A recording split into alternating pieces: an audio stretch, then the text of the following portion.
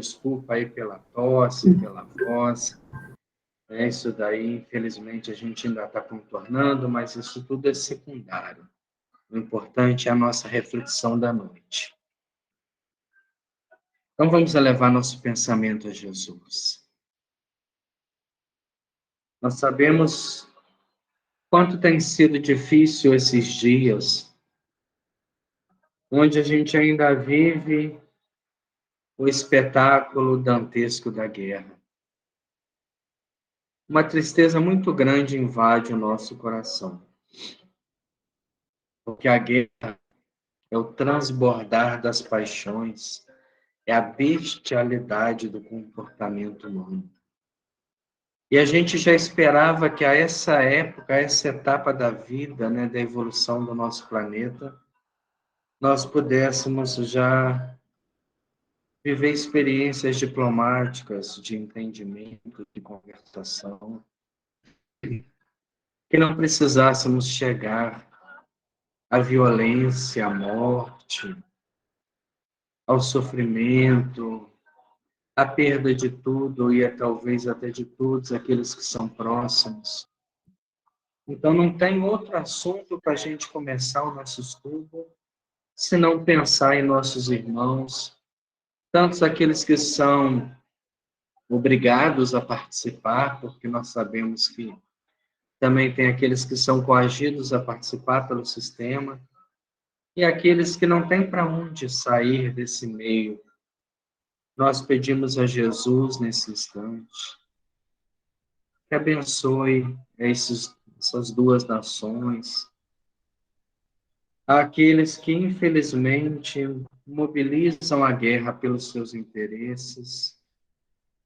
Quem sabe, Senhor, uma nova resolução, um novo caminho, um novo entendimento se faça, sem que para isso seja necessário derramamento de mais sangue, sem que para isso as famílias percam o convívio daqueles que são próximos. É muito triste, Senhor, ainda presenciarmos esta realidade.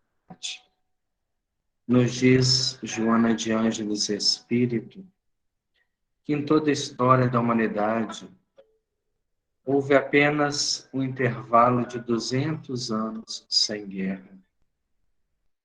Fora isso, sempre houveram conflitos de interesse.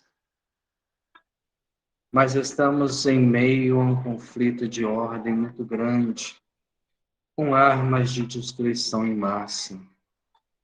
E com certeza não é do interesse de ninguém, mas são ameaças constantes que transbordam dessas nações e incomodam todo o equilíbrio universal. Nós pedimos ao nosso Pai Celestial, a Jesus, o nosso mentor, o nosso governador espiritual, que olhai por nós. Que isso tudo passe, Senhor, de forma mais rápida e o menos traumática possível. Abençoe o nosso grupo de reflexões e estudos para o estudo dessa noite. Que assim seja. Vamos parar essa música. Então, vamos lá. Nós estamos começando hoje o capítulo 5, intitulado Mistificadores, Obsessores. Quando a gente lê essa palavra mistificadores, ela nos remete muito a um comportamento adotado nas reuniões mediúnicas, aonde se dizia que médiuns estavam mistificando. Mas como funciona a mistificação mediúnica? Ela pode se dar consciente e inconsciente. A mistificação consciente é quando o médium inventa algum tipo de trabalho, algum tipo de manifestação, de comunicação, Uma pessoa que está dentro da área da mediunidade sem nenhum preparo, que tenha talvez alguma necessidade de valorização pessoal e que procure se notabilizar dentro do fenômeno mediúnico. Então, ela inventa algum processo de comunicação que, na verdade, é um processo anímico. É ela que está colocando para fora. Não há nenhum tipo de espírito influenciando ou ditando algum comportamento, alguma comunicação ou algum tipo de mensagem. A mistificação inconsciente, ela parte de um processo obsessivo. É quando o espírito passa-se por uma personalidade que não é.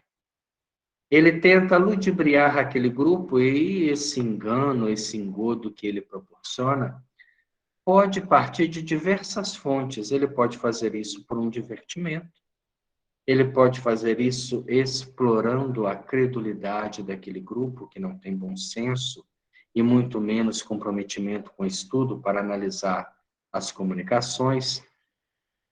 Mas ele pode também ter um objetivo mórbido de destruir aquele grupo. Então ele toma a personalidade, por exemplo, de um mentor e começa a orientar aquele grupo para que ele caminhe para complicações de relacionamento pessoal entre equipes de trabalho, gerando toda uma discórdia e proporcionando o fim de um trabalho mediúnico.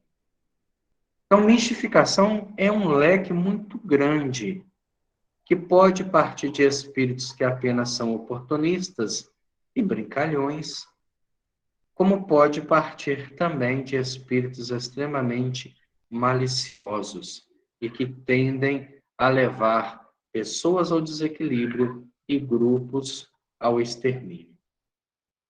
Então, ela começa o capítulo com a pergunta 95 do Livro dos Espíritos, e prestemos muito bem atenção nessa pergunta, porque ela é a chave de toda a explicação daquilo que nós vamos estudar e desdobrar, talvez em 2 ou 3 semanas, que vai desdobrar esse capítulo.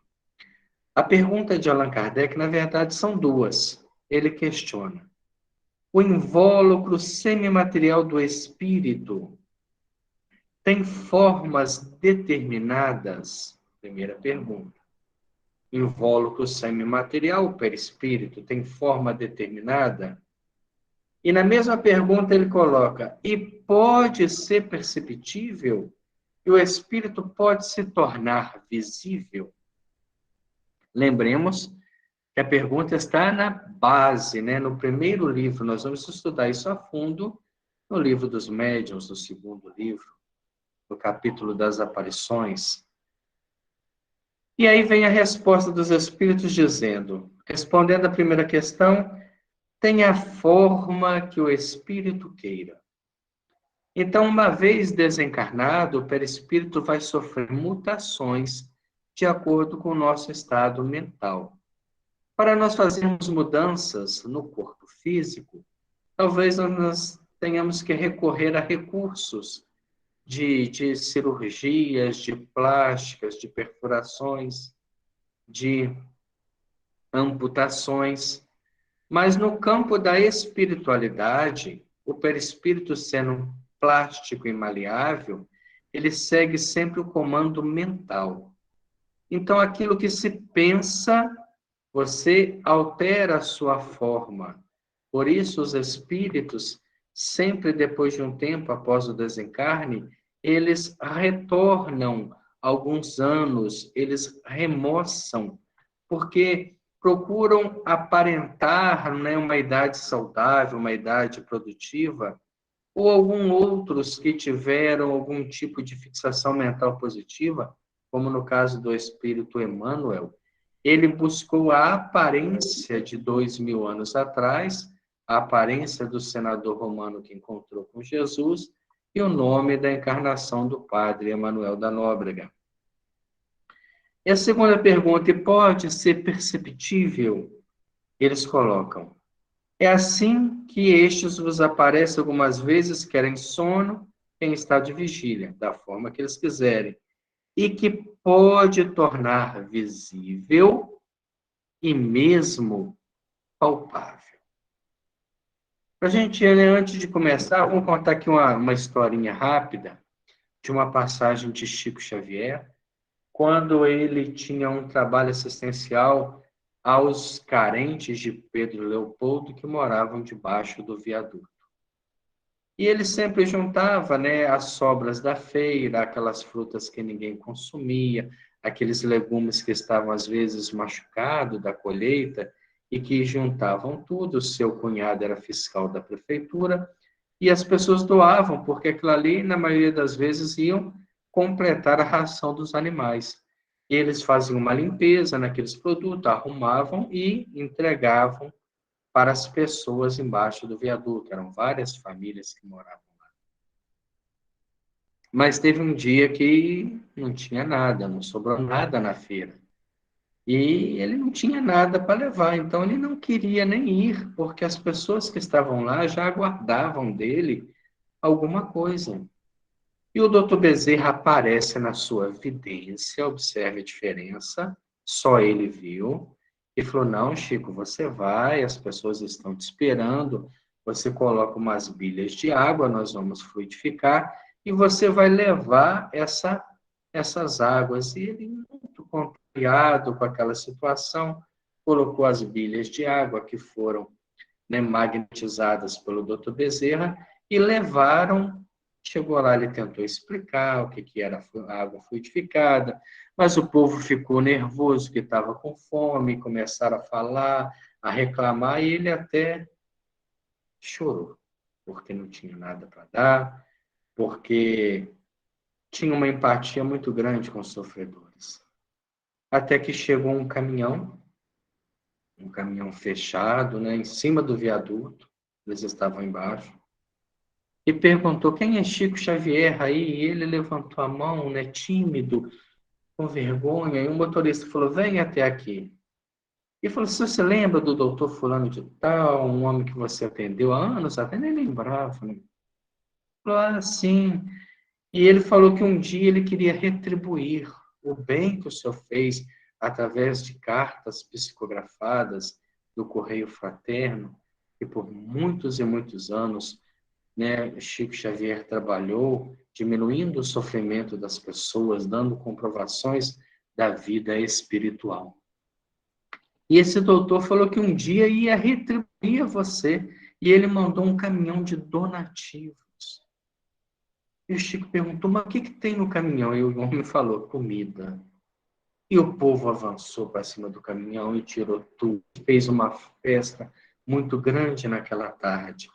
E o homem, quando estava indo embora, disse: o senhor me desculpa ter chegado no meio do trabalho, porque eu me perdi na estrada. E quando cheguei, né, aqui na cidade, fui direto à casa espírita. E chegando lá, estava tudo fechado.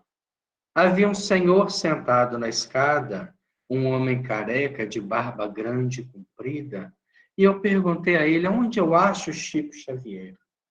E ele me disse: o senhor desce por a rua, ele vai estar debaixo do viaduto, com as pessoas que estão aguardando os benefícios que o senhor traz. E eu perguntei o nome daquele senhor tão simpático, ele disse: fale com Chico que eu mando-lhe um abraço, que é Bezerra de Menezes. Ali era uma aparição. Ali o espírito Bezerra de Menezes materializa o perispírito para que o motorista possa conversar com ele como se fosse um homem encarnado comum. E como Chico havia, né, mesmo que contrariado, seguindo a orientação de Bezerra de Menezes, que já antevia os recursos que estavam sendo direcionados, teve um fim, né, produtivo aquela caminhada. Então, os espíritos podem tornar visíveis? Podem. Na nossa casa pode haver uma aparição? Sim. Mesmo que eu não seja vidente, eles podem tornar-se visíveis e conversar com a gente, sem que seja um fenômeno de materialização completa. Eles conseguem, através da densificação do perispírito, respirando o nosso ar, muito denso, muito ainda, né, materializado, o perispírito vai se corporificando e se torna visível. Por que isso não acontece com frequência? Porque nem sempre nós teríamos uma estrutura para encarar isso com naturalidade. Na maioria das vezes, se sentimos a presença de algum ser espiritual, seja por uma mudança no ambiente ou por algum tipo de sensação que proporciona o corpo físico, o primeiro sintoma que vem é o alerta, a insegurança, o medo, né? O que vai acontecer, por que está aqui, quem que está. E esses questionamentos acabam nos tirando de uma frequência mental que poderia ser utilizada para uma conversação para a frequência da curiosidade. Mas aí ela começa o capítulo escrevendo para nós. Tão variada é a classe das entidades mistificadoras desencarnadas que chega a haver confusão com a das entidades obsessoras. Ela faz uma separação: mistificadores, uma classe, obsessores, outra classe. Nós podemos ter mistificadores, obsessores e mistificadores. Mas nós podemos ter apenas mistificadores comuns, e não são espíritos maus, são espíritos vulgares, são espíritos levianos, que se divertem com as nossas pequenas torpezas, que não têm inimizade contra nós, que não são perseguidores. Esses são obsessores, aqueles que entranharam na nossa caminhada, pelo nosso convite, pela nossa frequência vibratória, pelo nosso pensamento desordenado, e passaram a viver conosco nesse período, né, enquanto estivermos nesta frequência de pensamento. Os mistificadores, na maioria das vezes, utilizam-se dos recursos que lhes são colocados à disposição para as atividades que querem trabalhar. Procuraremos tratar aqui de uma modalidade de mistificadores que poderá também ser considerada especialidade de obsessores, visto que participa de uns e de outros. É aquela questão: existem mistificadores que acabam se tornando obsessores, porque atrás de algum tipo de interesse, eles geram uma convivência. E o caso que ela vai tratar é até de uma parente dela, que passou por um processo muito complicado e que não teve cura em reuniões de desobsessão como nós estamos acostumados. Ah, fulano está com um comportamento estranho, leva o nome para a sala de desobsessão, o trabalho, pede uma visita espiritual, como se isso fosse mudar a frequência do pensamento do fulano. Não, não vai. Não é este o prognóstico da cura. Para que se haja uma libertação, é necessário que a mudança venha de dentro para fora e não de fora para dentro. Mistificar é, na palavra dos dicionários, o ato de enganar, de iludir, de lograr, de abusar da credulidade de alguém que realmente quer enganar o outro. Mistificar é aquele que quer levar algum tipo de vantagem sobre a credulidade de alguém. E os mistificadores no campo da religiosidade são muitos. Quantos que estão espalhados por instituições prometendo, né, um céu de tranquilidade eterna, um céu de contemplação, né, pela imortalidade, através de donativos, através de doações, através de dízimos, através, né, de uma entrega. Não, mas eu acredito, eu entreguei a minha vida, mas eu não corrijo meus defeitos, eu não reconstruo o que foi destruído. Então, eu acabo ainda estando classificado como um devedor. E essas pessoas, algumas vezes, utilizam-se do magnetismo pessoal, do seu carisma, da sua credulidade, para levar algum tipo de vantagem, seja ela uma vantagem material, seja ela uma vantagem financeira, uma vantagem, né, de reconhecimento, espalhando aquilo que ficou muito famoso hoje em dia, né, fake news, espalhando a mentira para ter credibilidade. E algumas pessoas que não fazem a distinção, que não têm discernimento, que acreditam fielmente naquilo que foi dito, sem nenhum tipo de questionamento, abraçam essas ideias e direcionam as suas vidas sobre uma orientação que não é de todo verdadeira. Allan Kardec nos ensina que a doutrina espírita foi fundamentada na universalidade das comunicações.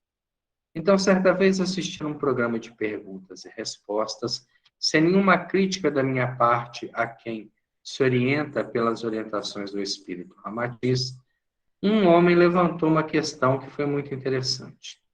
Ele disse que a doutrina espírita estava sendo dirigida por pessoas um tanto quanto intransigentes. E ele pergunta se a não aceitação das ideias de Ramatiz seria uma característica dessas pessoas mais antigas, mais apegadas às obras básicas, ao princípio. E ele responde justamente com isso. A doutrina espírita é fundamentada na universalidade das comunicações. Allan Kardec pegava uma pergunta e distribuía a diversos médiuns que não tinham contato entre si em cidades distintas, recebia respostas e fazia comparações. Aquelas que discordassem, aquelas que fugissem ao tema, aquelas que eram polêmicas, iam para as revistas espíritas, para um balcão de debate, mas aquilo que estava conectado, aquilo que havia passado pela prova do fogo, de diversos médios que nunca se conheceram e traziam a mesma essência, estava na base. Então, quando nós largamos a universalidade para seguir a ideia de um único espírito, com certeza estamos perdendo muito da compreensão espiritual. Valendo-se de ardis e subterfúgios, malícia, em alguns casos mesmo maldade. Existem os mistificadores inofensivos, brincalhões, aqueles que exploram, na maioria das vezes, a nossa inexperiência. Apenas que levam o tempo alegremente, se bem que também levianamente, cujas ociosidades e futilidades só a si mesmo prejudicam, e que todos consideram irresponsáveis, quais crianças travessas, a quem ninguém levará a sério. Penúltimo capítulo do livro dos médiuns, comunicações apócrifas. Nós temos comunicações belíssimas, mas sem propósito moral nenhum. Apenas divagações filosóficas, e lá está assinado por Paulo de Tarso, Maria de Nazaré, por Vicente de Paula, por Jesus Cristo. São espíritos mistificadores que, tentando ludibriar com uma linguagem polida, né, colocaram mensagens que, se a princípio aceitas, eles acabam infiltrando naquele campo, naquele médium, naquela casa, e ali eles passam a ditar sem serem questionados. Por isso que uma mensagem, quando o médium recebe, recebeu uma mensagem psicográfica ou psicofônica, é necessária uma análise dessa mensagem. Qual que é a proposta de conteúdo da mensagem? Nem sempre o nome é importante, mas a proposta. É uma mensagem que fala e no final não fala nada. Isso é descartada. É apenas um exercício mediúnico. É apenas um exercício ali de percepção e talvez alguma entidade mistificadora, aproveitando a inexperiência do grupo, para tentar alocar as suas próprias ideias. Mas quando a mensagem tem princípio, meio e fim, tem um fundamento, tem uma ideia, aí sim a gente começa a dar credibilidade. Quando essa ideia tem uma sequência lógica, quando outras mensagens vêm completá-la, como aquilo que ela vem trazer de mensagem na verdade, são anúncios do que está prestes a acontecer ou explicações daquilo que está acontecendo, a gente começa a interpretar de uma forma mais séria. Há obras, hoje em dia, psicográficas, que às vezes a gente lê sem espírito de crítica ao trabalho de ninguém, mas que não acrescentam nada, nada. Há muitos médiuns preocupados em psicografar livros, sendo que nós temos aí mais de 5.000 livros na biblioteca espírita, de qualidade extremamente superior. Quem que numa encarnação, por exemplo, vai conseguir estudar, entender e vivenciar as 412 obras psicografadas por Chico Xavier, as 300 obras psicografadas por Divaldo Franco, as obras de Raul, as obras de Ivone Pereira, obras de uma profundidade. Então, não tenho que ter a pretensão de psicografar nada de novo. Claro, surge para mim uma oportunidade. Através do exercício contínuo, um espírito traz uma nova linha de pensamento. Ótimo, é complementar, mas nada que vá reformular, né, que vai reinventar a roda, porque nós temos diversas encarnações pela frente para tentar compreender aquilo que já está feito.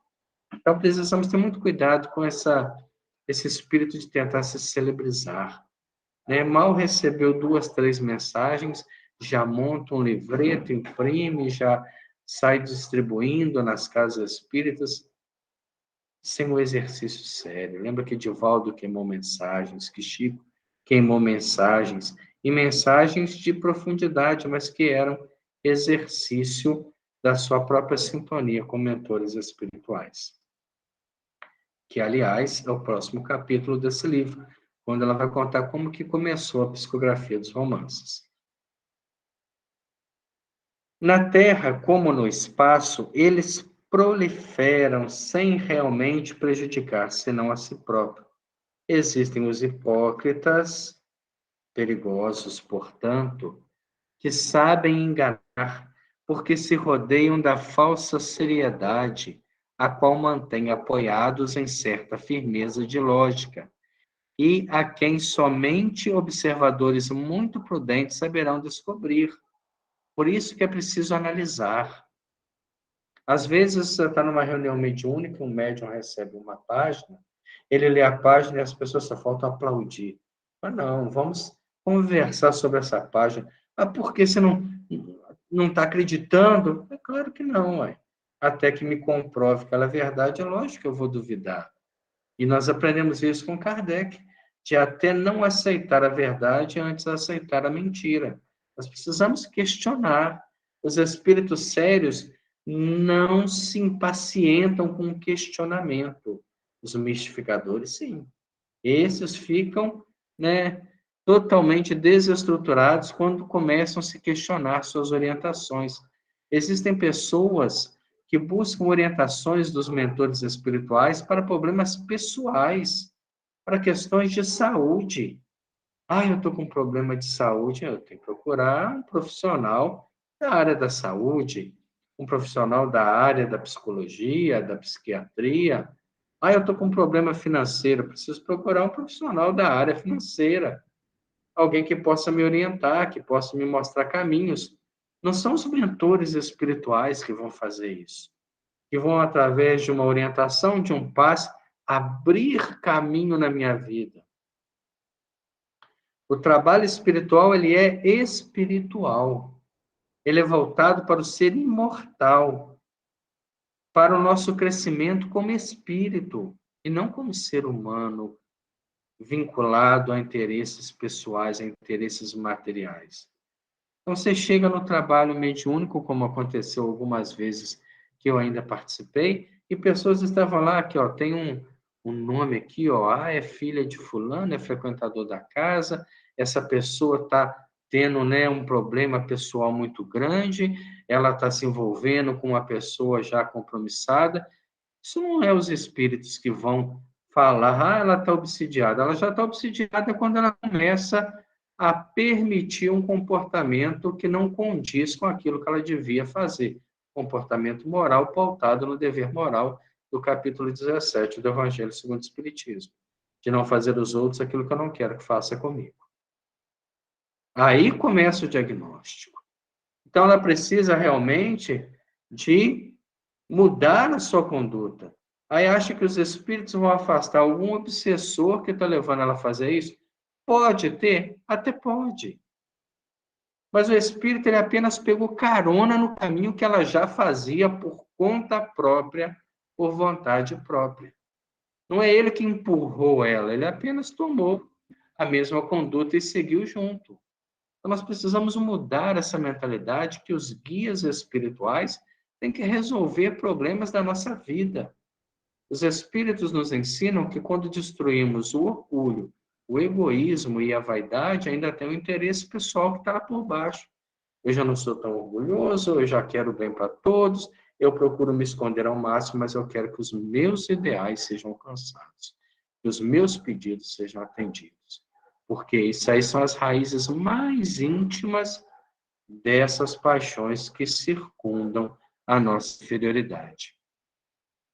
Na Terra como no espaço, proliferam também esses, quer encarnados como homens, quer como espíritos já desencarnados, causando no seio das duas sociedades sérios desequilíbrios e danos vultuosos, não raro desorganizando a vida e os feitos dos incautos, que se deixam embair pelas suas atitudes dúbias. Os mistificadores apenas afetam os incautos, aqueles que acreditam em tudo e em todos, aqueles que não têm bom senso, aqueles que não vivem de acordo com a fé que professam.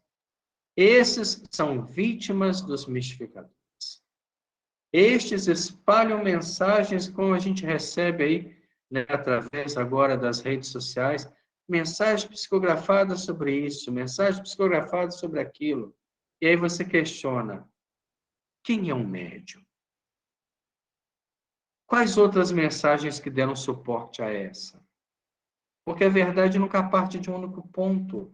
Ela nasce em diversos pontos ao mesmo tempo, até para que ela tenha credibilidade. E aí a pessoa se sente, nossa, mas você não acredita? Não, não acredito. Até que me prove que ela é real, eu não acredito. Quanto mais credibilidade se dá às coisas que são totalmente destituídas de raciocínio lógico, nós estamos abrindo porta a espíritos mistificadores. E existem muitos no mundo espiritual. Muitos espíritos que esperam a crendice dissociada do raciocínio lógico para implementar ideias que vão desestruturar trabalhos, que vão fechar casas espíritas, que vão acabar com o movimento mediúnico, como aconteceu na nossa região. Se pegarmos na nossa região aqui de Minas, nesse recanto que foi sempre prolífero em médiums, nós não temos trabalhos mediúnicos que nós podemos ter confiança plena, raros em alguns lugares onde a disciplina e aonde o estudo estão nos lugares que realmente precisam estar, e os médiuns nos lugares que precisam de se disciplinando, aceitando a reforma íntima, trabalhando as suas próprias dificuldades, aí sim, nesses pontos que são cada vez mais escassos, a espiritualidade ainda encontra um apoio. Fora isso, onde não se levou em conta disciplina, e disciplina, não houve progresso. Pelo contrário, um retrocesso muito grande, onde na maioria das casas que nós conhecemos, a proposta é esquecer tudo que vivemos de experiência e recomeçarmos com Allan Kardec. Dentro do Espiritismo, continua ela ampliando para nós, costumam estes, os mistificadores, os desencarnados, causar sérios prejuízos aos médiuns, orgulhosos e insubmissos à disciplina em geral, que a boa prática da doutrina recomenda, e também entre os diretores de organizações espíritas pouco competentes, moral e intelectualmente, para o importante trabalho. Então, uma casa que tem médiuns presunçosos, vaidosos, orgulhosos, é uma casa candidata a sustentar comunicações de mistificadores. Uma casa dirigida por pessoas que ela coloca aqui incompetentes, ou pouco competentes moral e intelectualmente, também é uma casa que pode estar sujeita à influenciação desses espíritos, porque eles vão orientando mentalmente esses diretores. Eles vão no trabalho de sono, quando está fora do corpo físico, trabalhando a mente para tomar caminhos do personalismo, caminhos daquilo que eu acho certo. Não, mas é dessa forma que tem que ser. É a minha visão da doutrina espírita. Então, esse personalismo vai enfraquecendo a presença de espíritos sérios, dando lugar à presunção, dando lugar à participação cada vez maior destes espíritos mistificadores. Suas atitudes mistificadoras, porém, são facilmente observadas e desmascaradas por um adepto prudente, bom conhecedor do terreno prático da doutrina, como da sua filosofia e, acima de tudo, por alguém que, portador de qualidades morais elevadas, se haja tornado bem inspirado e assistido planos superiores do invisível, pois de tudo isso mesmo nos adverte o estudo da doutrina espírita. Então, o que ela coloca para nós aí? Aqueles que são prudentes, aqueles que estão estudando, aqueles que estão se esforçando, aqueles que se disciplinam, aqueles que lutam contra a inferioridade pessoal, estes são presas dificílimas para esses espíritos, porque eles começam a criar em torno de si o hábito da prece, da dedicação, de fazer as coisas com boa vontade, mas, acima de tudo, buscando a instrução. Eles vão criando uma instrumentalidade, né, que afasta esses espíritos, que não dá mais sintonia de pensamento. Quando a gente começa a se afastar de uma série de programação, nós podemos chamar, né, de indutores mentais, que não são úteis, que nos levam às discussões de ideologias, discussões do personalismo, nós começamos a respirar num ar de entendimento melhor. E esses espíritos que estimulam, que instigam e que tentam, de alguma forma, trabalhar para que o desequilíbrio se instale, eles vão perdendo o campo de ação. Muito conhecidas são ambas as classes de mistificadores, para que nos ocupemos a repetir o que todo aprendiz do Espiritismo conhece. Nós temos, por exemplo, na escala espírita, que é a pergunta de número 100 do Livro dos Espíritos, na terceira ordem e na oitava classe, os espíritos pseudo-sábios, espíritos que têm um conhecimento limitado e que tentam implementar essas ideias passando pelo raciocínio das pessoas que não fazem um julgamento justo. Isso a gente tem que ter muito cuidado nesses detalhes para não vincularmos valores que não são importantes, valores que não são reais e que realmente, se permitido, se dermos continuidade, vai acabar tornando-se normas da casa que nada tem a ver com a doutrina espírita. Esquecemos, por exemplo, dos exemplos de Allan Kardec, quando fundamentou a Sociedade Parisiense de Estudos Espíritas. Ali ele trouxe toda uma ordem de comportamento e de disciplina. Quando nós estamos direcionando uma casa, nós precisamos nos adequar a uma disciplina espiritual, de chegar antes do horário, de atender as pessoas com boa vontade, de ir preparado para esse trabalho, de fazer toda uma reserva em torno de nós, né, de atitudes e pensamentos positivos, para que a gente não seja uma vítima tão simples, tão, né, fácil, uma presa tão fácil para esses tipos de espíritos. Há, todavia, ainda uma terceira classe, diz ela, a mais impressionante que nos tem deparado no longo do exercício de nossa mediunidade. A mais perturbadora, perigosa e difícil de ser combatida, porque geralmente ignorada, sua existência pelos próprios adeptos do Espiritismo, e a qual age de preferência nas próprias paisagens invisíveis, em torno de entidades desencarnadas, não devidamente moralizadas, mas podendo interferir na vida dos encarnados, prejudicando-os e até os levando a estados alucinatórios, ou mesmo ao estado de obsessão, pelo simples prazer de praticar o mal, divertindo-se. Então, há uma classe de espíritos mistificadores que são espíritos ardilosos, que tramam um plano para aproximar-se das pessoas e demonstrar para elas que são amigos, que são orientadores, que querem o bem, mas na verdade estão tirando ela de todo o raciocínio maior, deveria evitar uma queda e eles acabam levando a um processo obsessivo, como é o caso que nós vamos estar estudando nesse capítulo.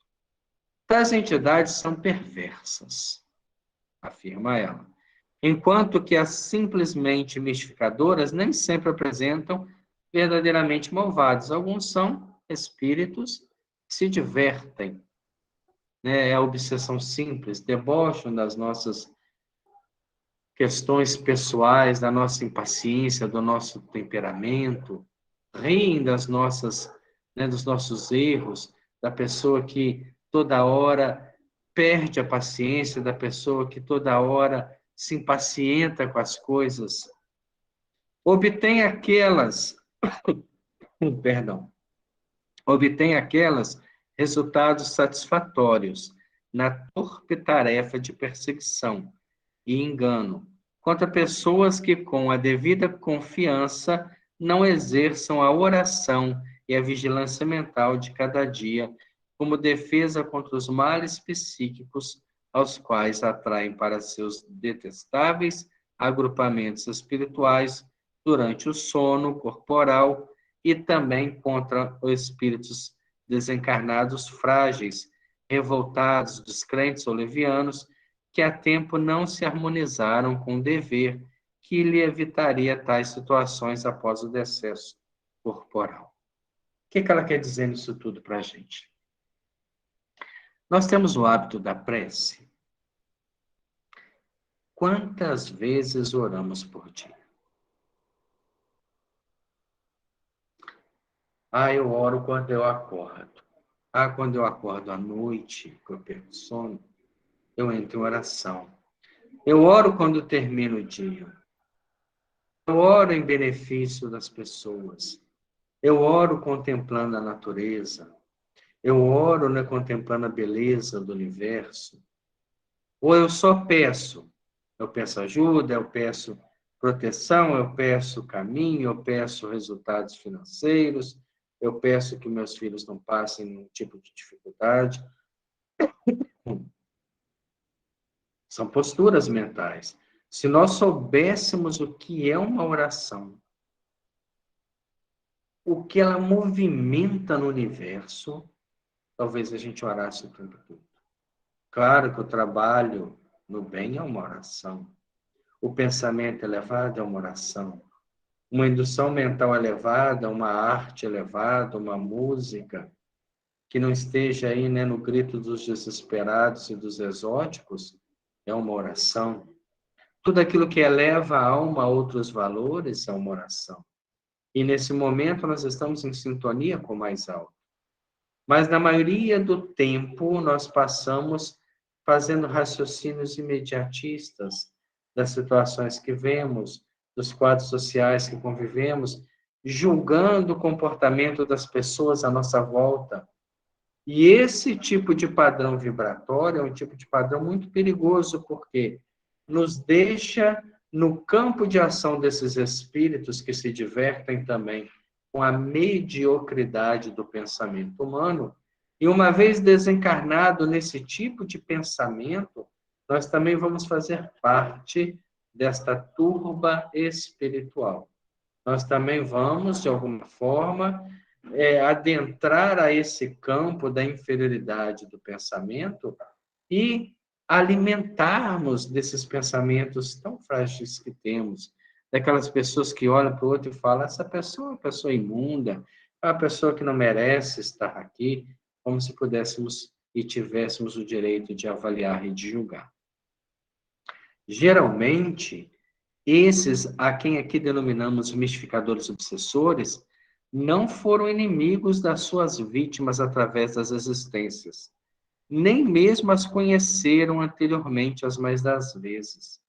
Se exercem a perseguição e o assédio alcançados, honestos êxitos, será porque encontraram campo aberto para suas operações nos sentimentos bastardos das mesmas afinidades morais e mentais de má categoria naqueles a quem se agarram, tornando-se então para estes tais acontecimentos um prêmio-castigo da sua incúria na prática das ações reformadoras ou da má vontade em que se voltarem para os aspectos superiores da vida.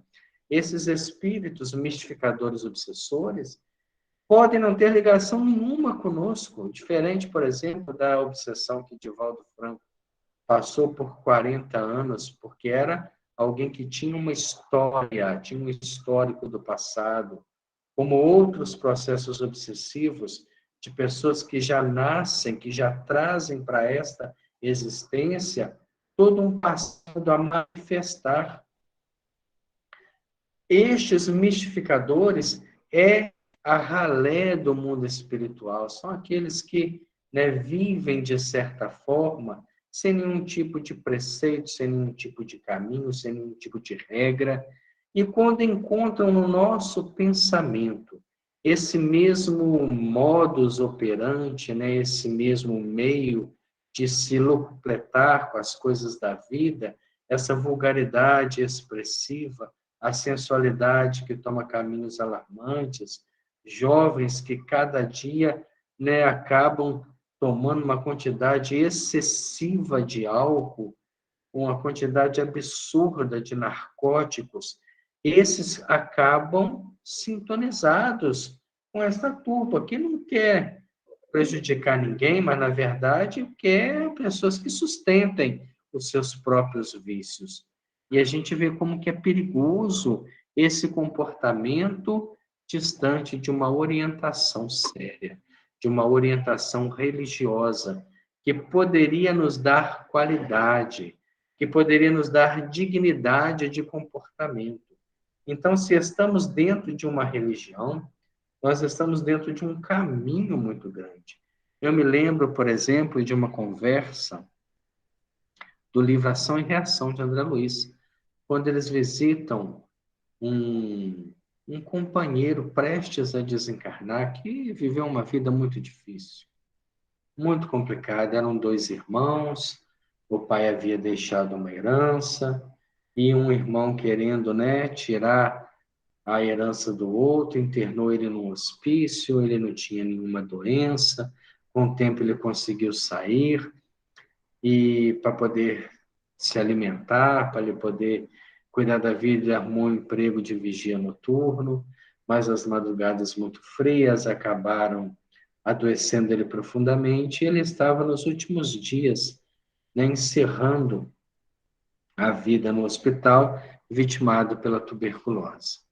E André Luiz, fazendo uma visita, né, junto àquele irmão nosso em grande dificuldade, ele pergunta mentalmente qual era a postura dele perante ao irmão. E ele não nota que alguém está perguntando, mas ele começa a lembrar do irmão que havia sido, né, toda a causa de desgraça da vida dele. E no seu pensamento, ele coloca assim: meu Deus, como meu irmão é infeliz. Ficou com todos os bens da terra, mas um dia também não terá que deixá-los. Como eu sou mais feliz que ele, porque estou partindo sem nada, sem estar devendo nada a alguém. Na verdade, ele estava quitando um passado muito grande. E havia explicações para cada sofrimento que ele estava passando. Mas o irmão era aquele que se candidatou a ser instrumento da própria cobrança espiritual. Aí André Luiz faz um questionamento assim, né, religioso, tenta sondar que tipo de orientação religiosa havia tido aquele homem. E ele pensava, né, lembrava da Igreja Católica que foi frequentador, das cartas de Paulo, né, que o seminarista lia e comentava, e alegrava o seu coração, como é bom ter Deus na vida, que me liberta de qualquer sentimento de rancor. E André Luiz faz esse comentário, como é importante uma orientação religiosa na nossa vida. Como é importante uma reflexão religiosa. Não basta ir no templo, né? Algumas pessoas estão aí reclamando, mas tem casa espírita fechada até hoje. Ir é o de menos. Não é o fato de ir no templo, mas é o fato de deixar aquilo que nós já aprendemos vir para fora. Porque ir assistir uma vida inteira e não vivenciar é pior do que não. Porque muito é cobrado a quem muito foi dado. É a parábola dos talentos. Aquele que tinha 10 talentos, tinha 5, ele multiplica. Ele tinha 5 talentos, transforma em 10. O que tinha 2, transforma em 4. Mas o que tinha um só enterra na areia. E perde o que tem, porque não valoriza. Imaginemos nós chegarmos do outro lado da vida, totalmente vinculado a esses espíritos mistificadores, porque também fomos um engano na vida, fomos uma mentira viva. Mentimos sobre a nossa postura espiritual, sobre a nossa postura social, sorrimos para as pessoas, mas por dentro debochávamos delas, não tínhamos nenhum tipo de entendimento, julgávamos o comportamento do outro, criticávamos todos por trás, e isso está impregnado na nossa identidade espiritual. Nós não podemos ser uma mentira, uma farsa, porque senão não qual a diferença nossa de um mistificador obsessor. E encerrando essa parte para nós fecharmos o nosso estudo de hoje, ela coloca para nós: há encarnados e desencarnados que lhe ofereçam, pois, afinidades, essas desagradáveis criaturas invisíveis frequentemente desgraçam, impelindo-as a desastrosas ações, até mesmo nos setores da decência dos costumes, cujas consequências, sempre lamentáveis, requererão daqueles que se deixam embair por suas artimanhas longos períodos de sofrimento e reparação, inapeláveis muitas vezes ainda, de reencarnações amargurosas. Então, quando eu cedo à mediocridade, eu acabo me envolvendo com ela, talvez por períodos longos, que será necessário reencarnações para consertar as oportunidades que nós estamos jogando fora. E ela fala isso com uma certa tristeza, porque todos esses conceitos que ela está colocando é baseado num problema familiar. Nós não demos nem entrada nele ainda, né? É um capítulo muito profundo do campo dos mistificadores, principalmente quando desdobrada do corpo físico pelo espírito Charles, ela vai ter, né, o encontro com esses espíritos e ela vai ver a deformidade espiritual que eles, na verdade, eram, né? Ela vai ver a realidade espiritual que eles se transformaram. Lembrando que o perispírito é plástico e segue as sugestões da mente. Esses momentos que a gente prepara para encerrar os nossos trabalhos nesta noite, Eu gostaria de pedir muito por uma companheira nossa do Alternes, a dona Sebastiana, que está num processo de doença do corpo físico, mas uma pessoa de uma docilidade, de um coração tão puro. E nós temos certeza, Senhor, que o pensamento em prece da nossa irmã nunca vai deixar de receber as águas mais puras do mundo espiritual alemão. Assim como todos os outros que estão doentes estão se esforçando para vivenciar e caminhar mais. Nós sempre pedimos também, Senhor, no final dos nossos trabalhos, pelo Lar Cristão Paulo de Tarso, para que os nossos companheiros asilados recebam o carinho da oração e o abraço fraterno. Que eles também possam se sentir, Senhor, parte dessa sociedade universal que fazemos, porque somos filhos de uma luz imensa, herdeiros de uma fortuna incalculável, que bem nenhum da terra pode eclipsar. E seja indiferente aquele que mora num palácio, aquele que está num barraco. Todos somos iguais para Deus. Todos somos herdeiros da mesma fortuna. Se expressamos nossa vida de formas diferentes, é porque, na verdade, a caridade ainda está muito fria.